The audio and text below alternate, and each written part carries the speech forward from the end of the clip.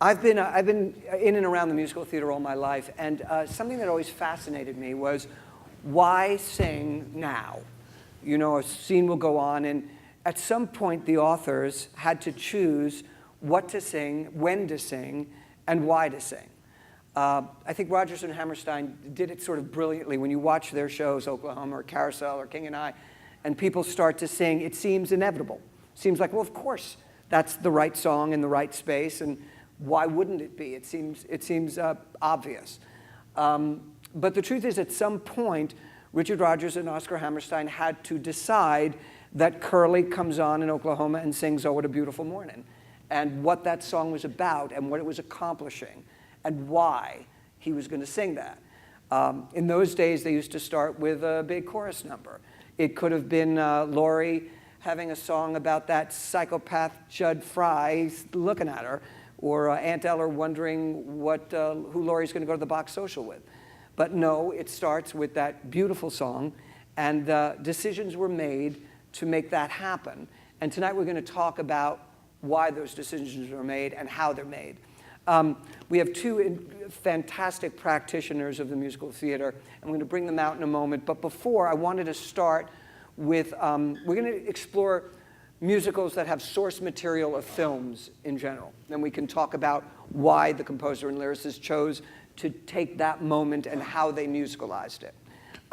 Is there anybody out here who does not know the plot or has not seen the film Sunset Boulevard? Anybody who does? Is there a hand? No, we're in good shape. Good. I just returned from London, where I directed a revival of it, and we're going to start with Sunset just because she's such an iconic character, Norma Desmond, and it's such an iconic plot. And what we're going to now hear is how Andrew Lloyd Webber and Christopher Hampton and Don Black took that moment and the song they wrote for that particular moment. Please welcome Dee Hoty, a wonderful Broadway performer, accompanied by Mark Mitchell, to sing the song from that moment. Guys?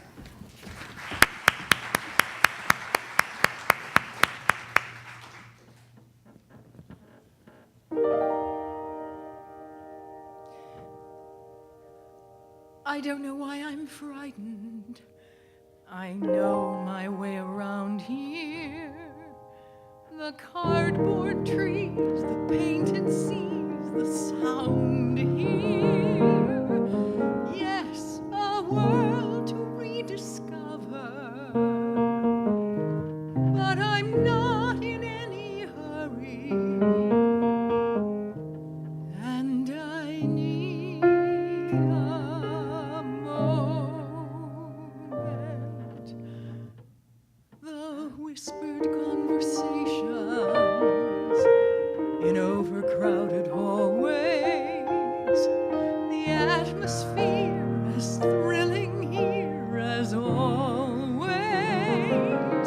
Feel the early morning madness, feel the magic in the making.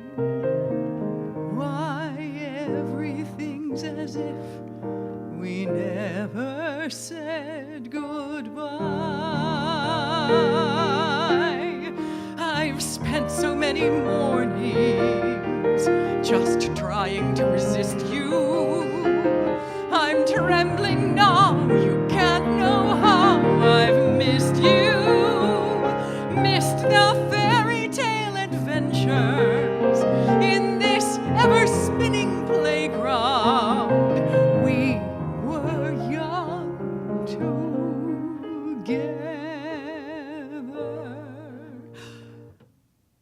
I'm coming out of makeup.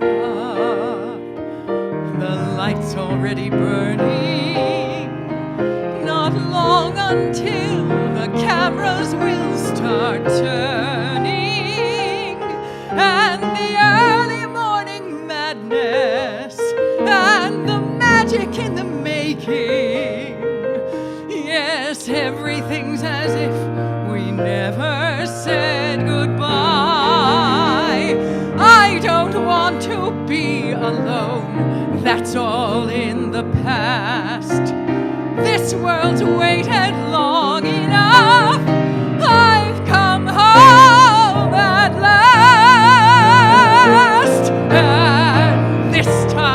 be bigger and brighter than we knew it.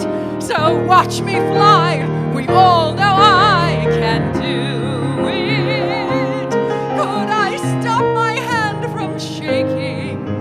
Has there ever been a moment with so much to live for?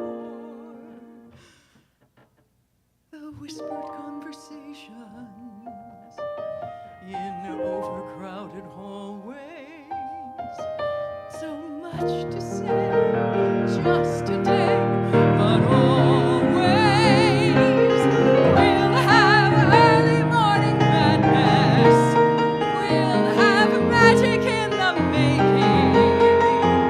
Yes, everything's as if we never said goodbye. Yes, everything's as if we never said goodbye.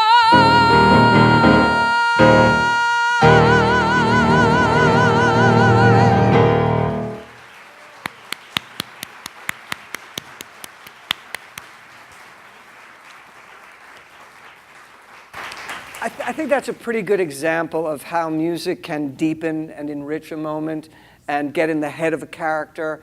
And watching the show a lot in London, something happens in the theater when the actress sings that it's Glenn Close at the moment. When she sings that song, the audience bonds with that character in a way that is more than the sum of its parts. And you were great, Dee. Thank you so much for that. What I'd like to do now is bring on our composer and lyricist and the rest of our team to sing for you. So please welcome Michael Korie, lyricist of the musicals Grey Garden, Far From Heaven, and others, as well as David Yazbek, composer and lyricist of The Full Monty, Dirty Rotten Scoundrels, among others, as well as Elizabeth Stanley and Ryan Silverman, who are going to sing so terrific stuff for you. So here they come from both sides. Sir. Hello. So, what makes a story sing? When you guys are looking at a property, you're looking at a film or a book, let's start with you, Michael. What attracts you to certain material and say, that's a musical? Well, a choreographer once told me something very good. If a moment is too big to speak, then it should be sung. And if it's too big to sing, then it should be danced. Right. And I think that's true. There's a certain bigness to the moment, and maybe a certain ability to lend itself to poetry, which I feel music is, and the imagination. Does that have something to do with the size of the characters' passions in some way? Do they have to be larger than life? Or I think they do. I think they do. Although I always work against that by finding documentary subjects and things like that. But you can find those passions in regular people too. Well, certainly, Grey Gardens, those women had great passions. That was a project that everyone said, why are you possibly making this into a musical? A documentary. I think at that time a documentary had never been adapted into a musical before. This was a documentary made by the Maysles brothers about the relatives of Jackie Kennedy, who were living in squalor, having come very far down in the world from their society beginnings in the Hamptons, East Hampton. And I don't believe that you can just take a source material, a movie, a play, stick songs in it, and make a musical. You have to reinvent it. And there was no way to do close-ups, such as a documentary camera can. I felt the songs would be the close-ups. That's where we would get inside the character. We also totally restructured it by making the whole piece an argument with itself. We created an entire first new act, which took place in their heyday. And then the second act was a response to that. Both of them had their own musical sound, because 30 years passes in between those two acts. The first act heavily inflected by American popular song like Cole Porter, Rodgers and Hart. The second act, more contemporary strains are seeping in. Well, we're going to hear a song from that later. David, how do you react to that question? What makes a story sing? I wing it. I just sort of wing it. I think that's true when the character, there's so much passion they can no longer speak, they start singing. But I also feel that what makes a story sing could be elements of characters that just hit me as a composer and a lyricist. Sometimes it's even small things that people have in common. Because I come at it as a songwriter rather than a dramatist, just because of my background. So with the Full Monty, for instance, when they came to me to write it, and at first I like Footloose. I mean, what you know, like what I realized was, oh wait, these characters want to talk about and deal with issues, body, image, you know, what it's like to be a father and not feel secure about it, you know, struggling with your job, or you know, that I could write songs about. So it was, you know, the more I do it, the more I realize that for me, whatever lessons I learn and whatever kind of rules there are, I forget them so quickly, you know. Well, speaking of the Full Monty, we have a song from the Full Monty.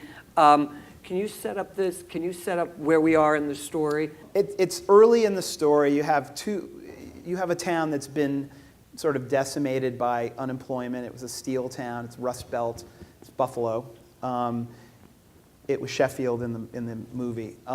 And you have two characters who are kind of down and out, and there's a third character they kind of remember from when the factory was working. He used to work at the factory, and they come across him at the lowest point in his life, and he's sort of comically attempted suicide, if that's possible, which it is.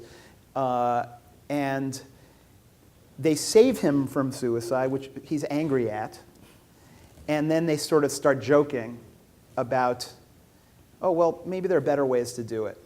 And giving him advice about possible interesting ways that could work. To kill himself. To kill himself, and for me, that's just like, that's a song. Like, as soon as I saw that scene, it's like, oh, it's a list song about how to kill yourself. Inspired by that scene, our three men, here they go.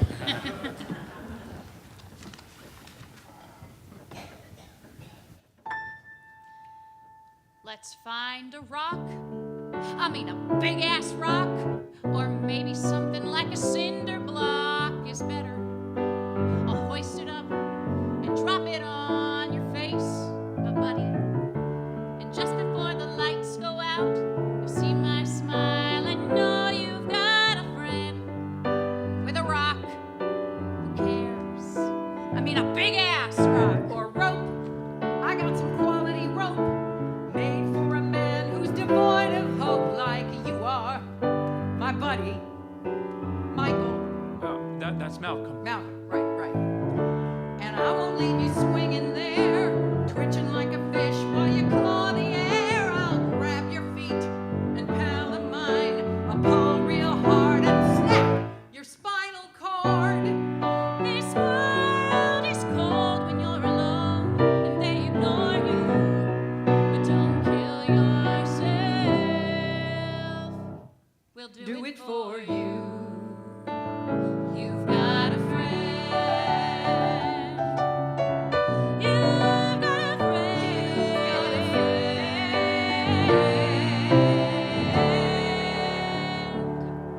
You know, I asked a guy once if he'd mind putting me in a barrel and sending me over the falls. You know what that son of a bitch said? Fuck you, asshole. People are pricks. I asked a guy to take his air compressor and drill me with a 6-inch nail right through the eye. What'd he say? Low on nails! People are selfish pricks. And another time, get this. Now, I lay down in front of a steamroller and asked the guy to just proceed. You know, business as usual, and squash me like a bug. That's a good way to go, Chair. The old bug squash. You mean you guys think about killing yourselves too? About once a day. Well, what stops you? He tells me it'd break his heart. You know, we could tie a plastic laundry bag No, that's a wimp suicide. You know, I put my finger in a socket once. Hurt real bad. It didn't kill me, though. Malcolm, stay out of this. I've got a friend like Carole King, or was it Carly Simon used to sing? I always get those two confused. But anyway, I turn around and suddenly I'm not alone, it ain't just me. I'm like a player on the team. I'm part of the gang, a member of the club. Hey, let's get a club. No, I don't know. I like a big ass rock. One good swing and I'll clean his clock forever. Let gravity do the work. It's a man's way to die, Mikey. Malcolm. I got friends.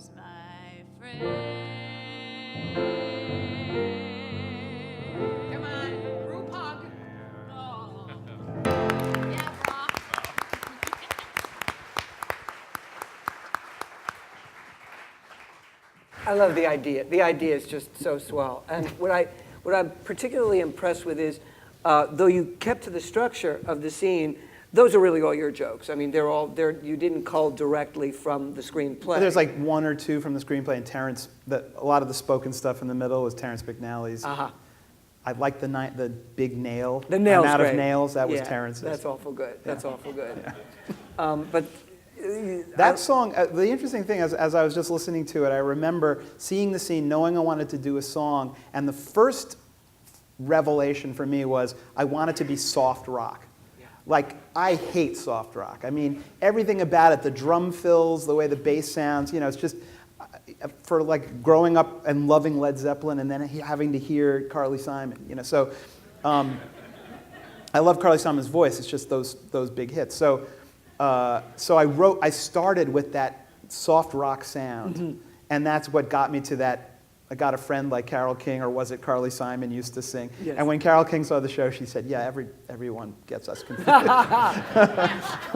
And did you start with like a title or a vamp or how does that work for you? I think it was that descending vamp. That it just felt soft rocky, and then I knew that there could be this soaring, silly soaring thing when he realizes they love him so much they want to kill him the right way.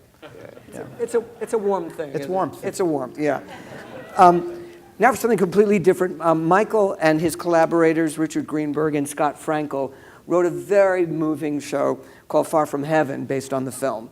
And can you talk, Michael, a little bit about what attracted you to that story in terms of making it a musical?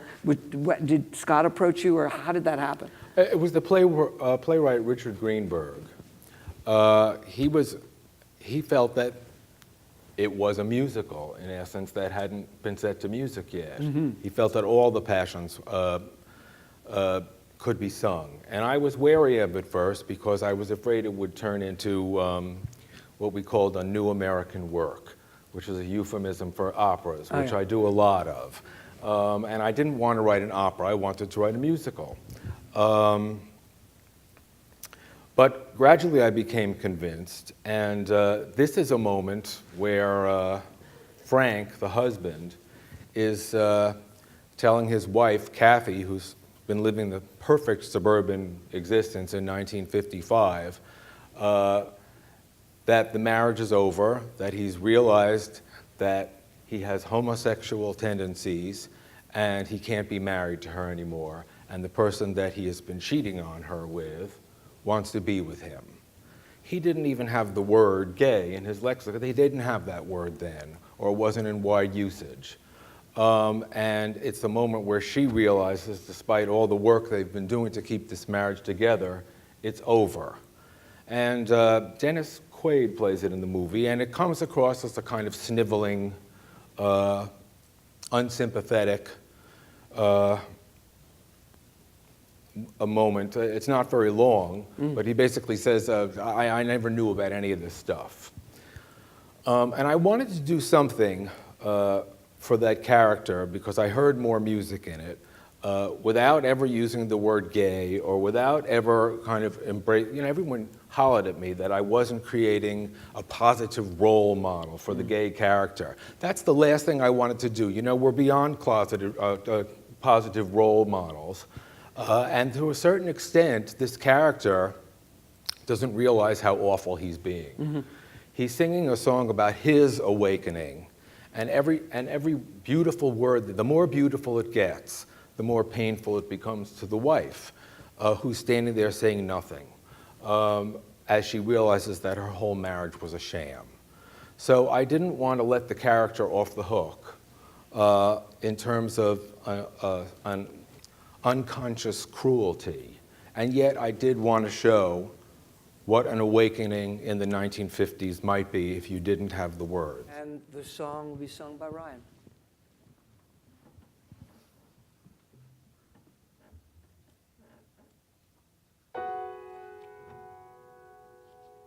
I never knew what song was playing, or noticed what the words were saying. I never watched a cloud in lazy summer skies, or gazed beyond my own horizon. Whatever prize I kept my eyes on, I never had a clue.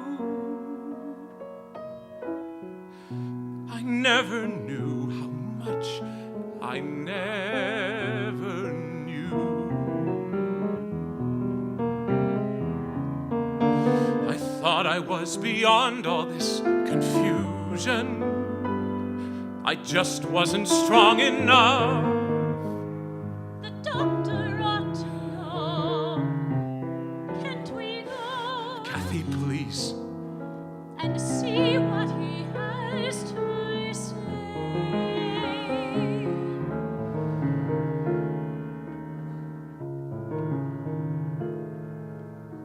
Frank? I met someone who wants to be with me. Kathy. I thought we would be fine. I thought I could get well and be a normal human being. But when I lost my heart, I found it when I fell. And all at once with him, I'm feeling, hearing, seeing the glory of the night skies glowing, the whispers of the green grass growing, the sharpness of the rain, the softness of the breeze, the joy and pain of passing seasons. I wish I could explain my reasons, but this I swear is true.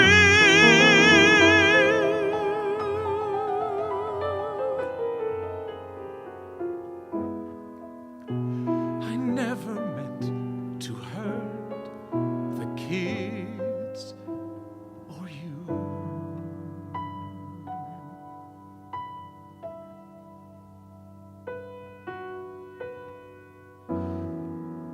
I only know how much I never knew.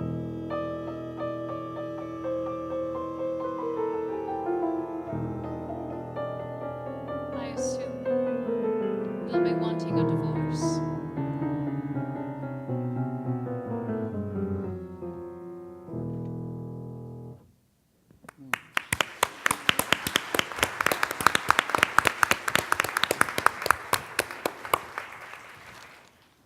there's just as a little bit of a respite from the films, there was a TV movie that Stephen Sondheim wrote with James Goldman, and it's based on a John Collier story.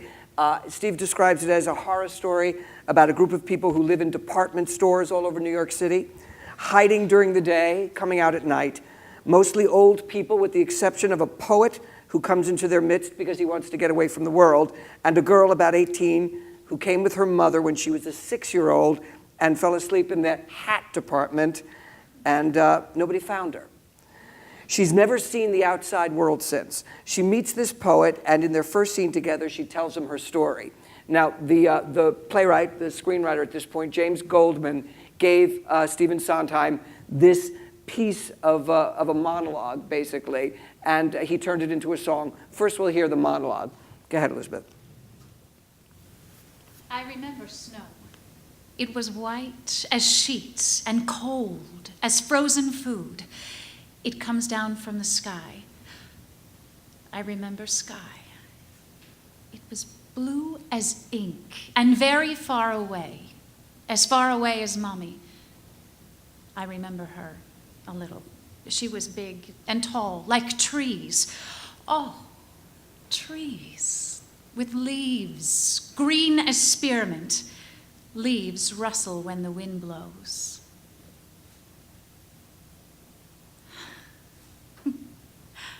I can hear them.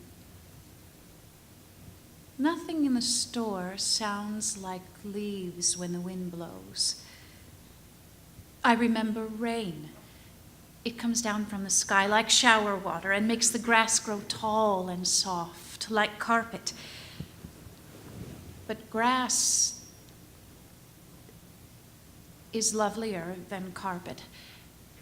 And a shower isn't rain, and 13 years of ink aren't 1 minute of sky.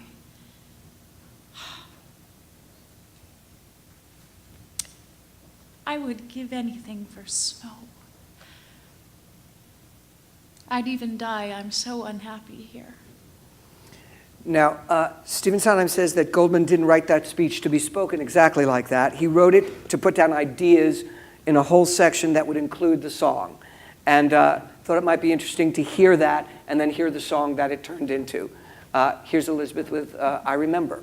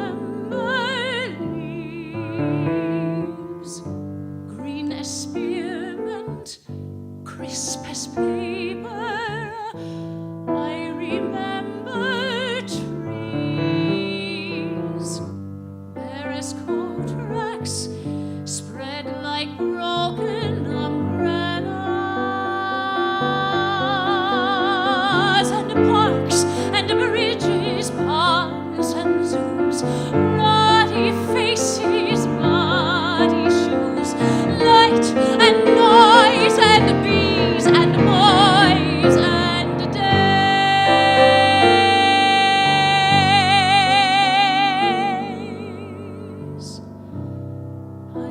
remember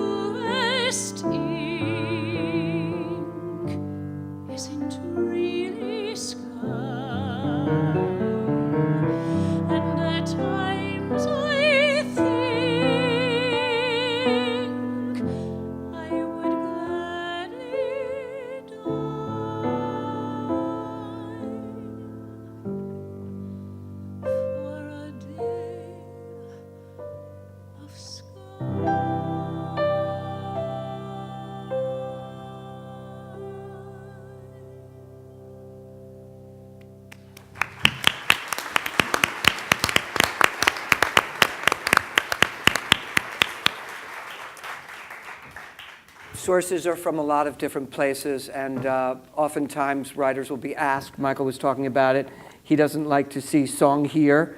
He likes a playwright, book Playwright who writer. writes a play and lets the lyricist and composer get inspired by moments, rather than a playwright who writes a kind of outline play and says song here and leaves 2 blank pages. Our next song is from David Show Dirty Rotten Scoundrels, which is a hilarious romp, just a really fun, funny night. Tell me how that came to you and why. The show, the idea. Yeah. Well, I was watching television, and Dirty Rotten Scoundrels, the film, was in rotation. You know how that happens? Yeah. And Full Monty was up, and I knew that I enjoyed the process. I wanted to do another one. Yeah. The one I really wanted to do, I couldn't get the rights to. Right. Then this came along. I immediately inquired, and I was told that a writer who I had never met named Jeffrey Lane on the West Coast was inquiring at almost exactly the same time. And our mutual agents got us together. And for me, the attraction to it was I wanted to do something that was just purely funny. And I wanted to, I love the idea that I could do really low and hopefully clever high stuff too. Yes. I could do fart jokes, and then I could also do rhymes that were hopefully, clever and fun. David, you should know, worked for David Letterman as a writer, as a gag writer, so he comes from that world. And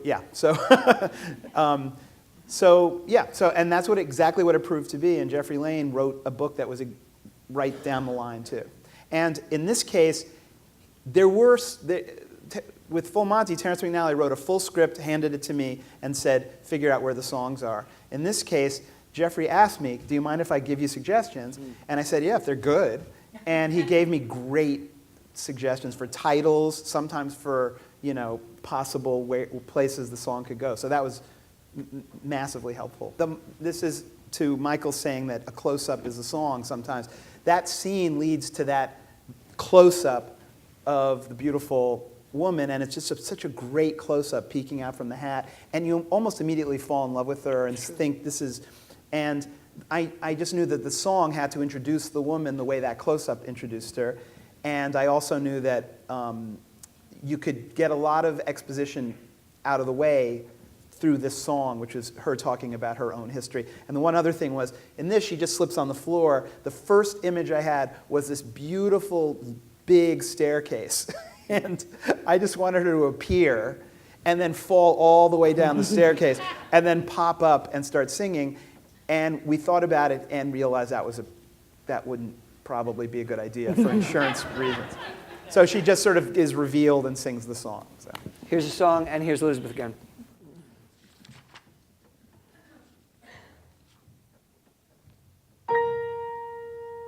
Would you look at that colored ceiling? Look at that chandelier.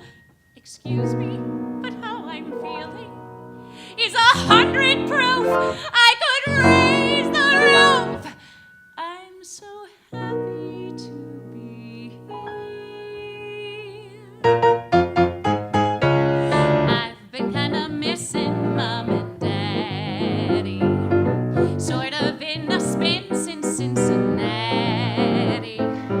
The morning flight, a major bore, but then they opened the cabin door and zoot-a-lord, here I am.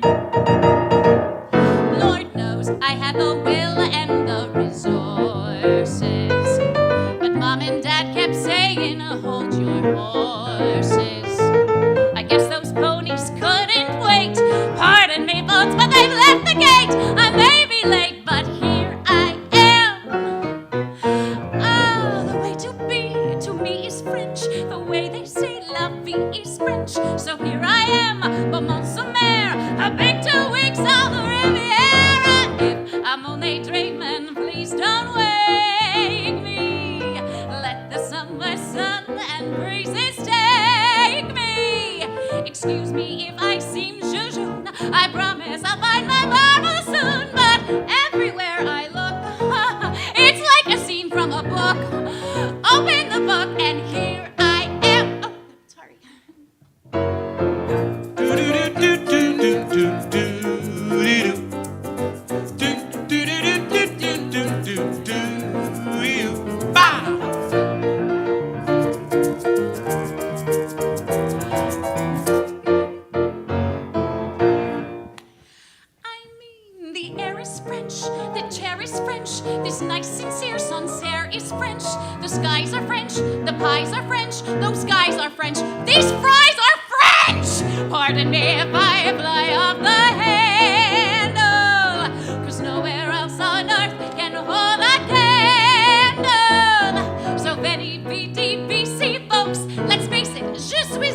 folks. Excusez-moi if I spout. I'm letting my je ne sais quoi out. I'm sorry to shout, but here I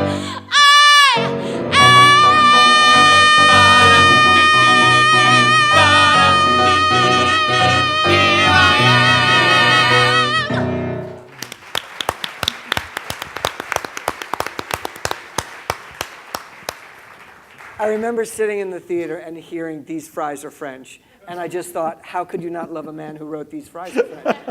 It just made me laugh.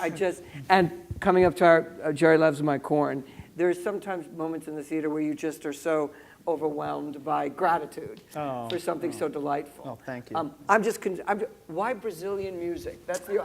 I love it. I have no clue. I mean, yes, it's sort of bossa nova, samba, but I don't know. It's just came that way. It just came. There's about 1 million different. I'm heavy on the groove, and there's like 1 million of them in me. That's the one that came out. It felt right for the comedy too. It's delightful, and the tune is "We're All Suffering." Good. Is all I have to say. Excellent. It never leaves you. That's good because I'm a sadist. I'm a musical sadist. That's good. The last piece that we're going to do is a piece from an extraordinary musical Michael wrote called Grey Gardens, one that I'm enormously fond of, and this song just got to me in the theater, and I remember writing to you and just saying, it's just my favorite one. And when we talked about this afternoon, you said, what about Jerry Likes My Corn? And I was like, yes. I wish I hadn't, but... Oh, no, I hope not. That's not true. Yeah, it takes it's a lot tricky. It's tricky. Setting up. This is in the 1970s when the mother and the daughter have come upon hard times. They're both named Edith. The mother is called Edith. The daughter is called Little Edie. And they're living in one room of a dilapidated mansion filled with garbage, eating cat food, and they have about 50 cats. And yet they cannot, they don't realize how they have the heirs that they had 30 years ago. And the mother likes to believe that she's still a very good mother. So you'll see how she evidences that. You know, when you ask the question, how do you pick a moment to musicalize, you're really asking, how do you write a musical? Mm-hmm. That's the whole trick. You can pick any of 100 lines, but a song has to do more than just be a great song, although it helps. It has to advance the story. And you can't write a show of all showstoppers, or the show keeps stopping. And the audience does not want you to hit it out of the park on every song. There are some songs that have to lay the grounds for other songs. And this is one of those. Something happened in Act 1, back in the good old days when they had money, where this mother may have spoiled the marital chances of the daughter, who may or may not have been schizophrenic. Now, it's 30 years later, and the most important line probably in the whole documentary is it's so hard to tell the line between the past and the present. And they've living a kind of Beckett-like existence, and hashing out old things. And the confrontation of what happened 30 years ago is going to eventually happen. And this scene with the mother cooking corn, it's laden with information. She's saying, I was a good mother. I took care of you. I fed you. Stop accusing me. But she never says those things. And the daughter is saying, I came back from my career in New York to take care of you, and now you're throwing me out for this kid, Jerry, who's come by to fix up our house before the Board of Health comes to inspect us. I'm a good daughter and you're a bad mother. And also there's a knowledge of the old woman that she's going to die. So all of this is playing under the things they say. And what we say in life is usually something so trivial. It's, don't I do my corn nicely? And so the audience says, what a crazy song, and then they get wrapped into the story because all of these other things start trickling through. Excellent. Terrific. It's really a weave of song and story, isn't it? Yes. And plot and all that. Right. And basically, at the end of this song, they've had a fight. It's going to have to be resolved, and it's going to be resolved by the daughter trying to leave home again, failing to do so, and coming back to her mother, and then you realize this is what happens every day of their life. Here we go. Jerry likes my corn.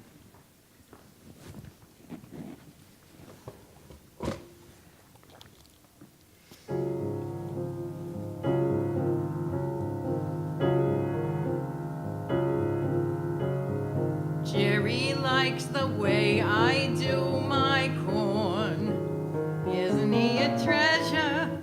More corn? Look at how he chows right through my corn. It's my only pleasure. I boil it on the hot plate till all the juice is gone. Bless his soul, he knows which side my corn is buttered on. Jerry lacks a mother's tender care. Nobody to need him. Mothers now are barely ever there. Someone's gotta feed him the kind of things that I like. His high school friends all scorn. Cottage cheese, chamomile, Dr. Norman, Vincent Peale, but Jerry likes my corn. Oh, the things you do for me, Jerry. Jerry, you're my Gibraltar. You're a regular major domo, Jerry. The corn's out of this world. Oh, did I do it nicely? He always compliments me on how the way I do my corn. I was thinking, if you wanted, I could get some germicide. I was thinking maybe a tart. Why, Jerry, you're extravagant. You spoil us. Doesn't he spoil us, Edie? Oh, sure. Oh, hey, before I forget, the old McAllister place over by Georgia Capond, I was ripping out their kitchen. They got a washing machine, getting a new one. Real nice. Whirlpool, an avocado.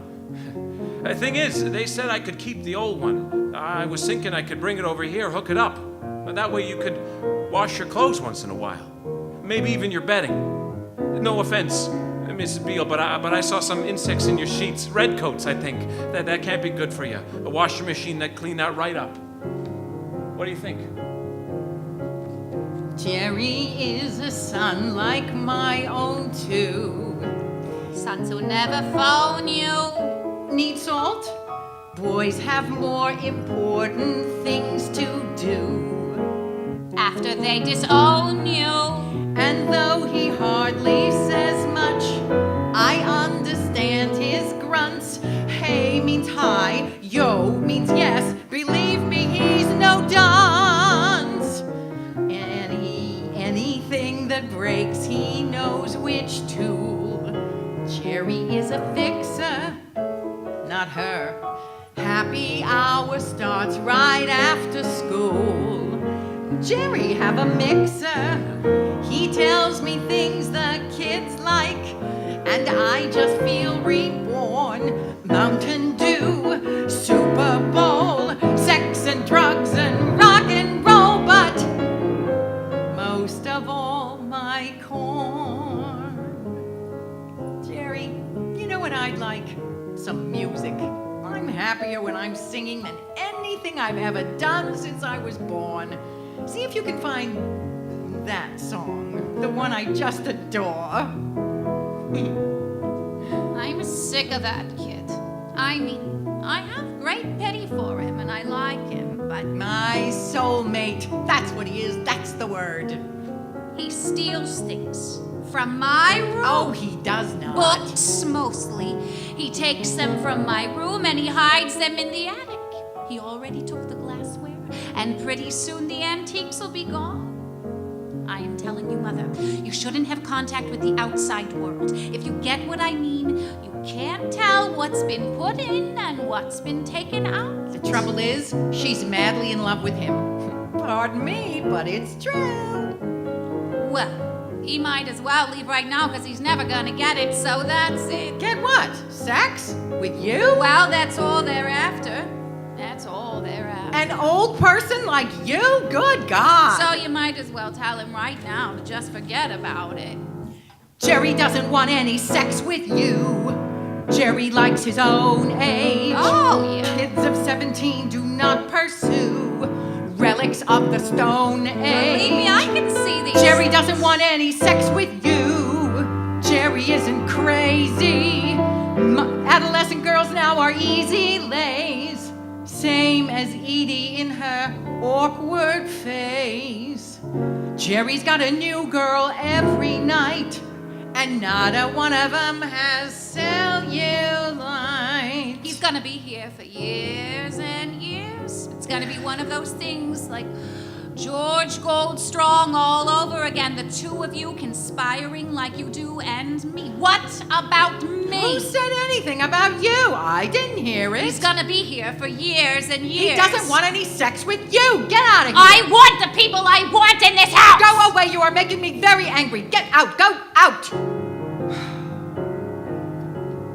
Jerry doesn't fight like two fish wives.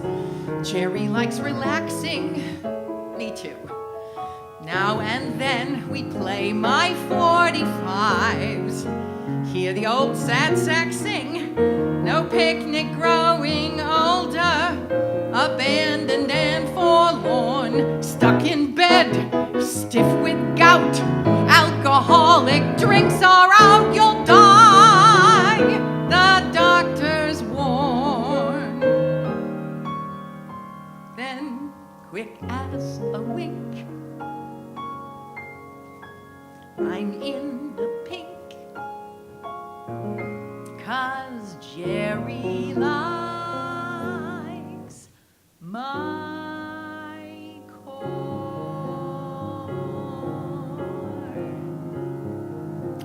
I tell you, that boy is a treasure.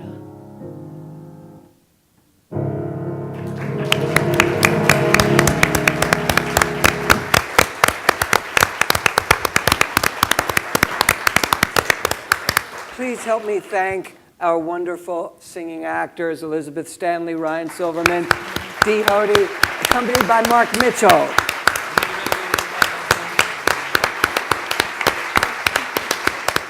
Thank you very much. It's been a pleasure. Thank you so much.